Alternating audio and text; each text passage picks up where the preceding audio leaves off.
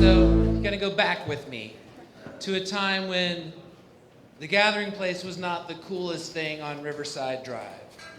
There was a story time back in the 90s when the coolest thing on Riverside Drive was Place One Apartments. And inside Place One Apartments was a little oasis called Club One. So Club One was the kind of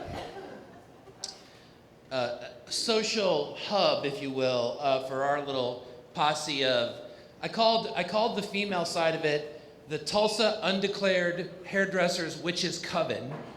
And then the rest of us were just like the bros or the stoner boys or whatever, and I was the only honorary goddess in the group.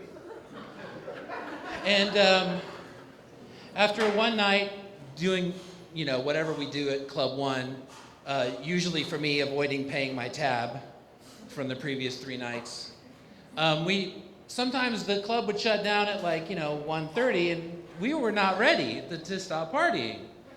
Well, there was a swimming pool directly on the other side of Club One.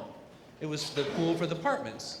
And it was definitely off limits at 1:30 in the morning, no matter who you were, and it was definitely off limits if you were a non-resident of Place One Apartments. And we were all of those things, plus drunk, plus probably tripping, plus loud, and then plus naked. We were skinny dipping, or in my case, not so skinny dipping.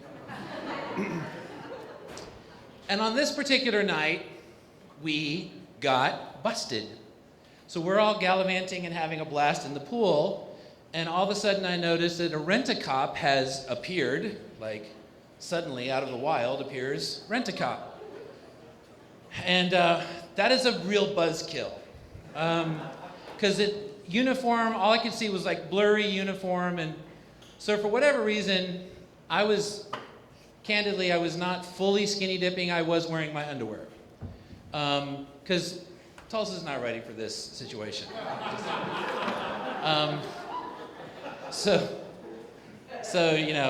Sorry, total derailer. So I'm the first one out of the pool because I'm in the deep end, because I'm always in the deep end. And so he's standing there, and he's got his flashlight, and he doesn't care what I'm doing, because he's spotlighting all of the women, my sister goddesses, as they're getting out of the pool. And he's having a little time of his life, getting a little thrill show with all the naked ladies hopping out of the pool. Now I'm deeply offended, not just because my revelry has been cut short, and not just because my buzz has severely been cut short, but because this guy is not only being a security guard, which is already a horrible life choice, but he's being a sexist pig. And I'm not only an honorary goddess, I'm a feminist. So I am indignant, and I'm also really ready for a cigarette. So I'm on my way out of the line of sight, and I did the smart thing. I took my underwear off very quickly and put my shorts on, because I was not going to put on dry shorts over wet underwear. Who would do that? So I'm holding my they were white, underwear, and I walk down to grab a smoke, and I look, and I see that this motherfucker is driving one of those brand new Dodge Challenger security guard cars with all the literal bells and whistles. And this is me holding my underwear still. It's commitment to the bit right here. And so he's got his door open, and I distinctly hear that his engine is running. So I'm already busted, skinny dipping. I'm already a criminal, so I might as well take that shit all the way to the bank. So I decide that this is the only way that an honorary goddess can truly, vindicate his oppressed sisters that are getting scrutinized unfairly by the law. So I hop in his sexy Dodge Challenger and haul ass. Which, if you've ever been in Place One Apartments, you can't really haul a lot of ass the way that's laid out. So I had to go slow enough that I could see him in the rearview mirror doing the classic, which is awesome.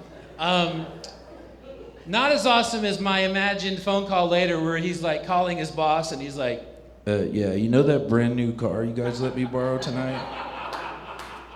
So I take the car. I don't want to steal the car and get arrested. I just want to steal his car and get him in trouble. So I drive about 4 streets south. I pull back into the neighborhood, still clenching my wet underwear. And I decide, because CSI, right? I'm not an idiot. So I use my wet underwear to wipe down all my fingerprints inside the car. Because I may have been drunk and tripping balls, but I did not want to go to jail for car theft. And I leave my wet underwear on the seat as a calling card, and I bounced.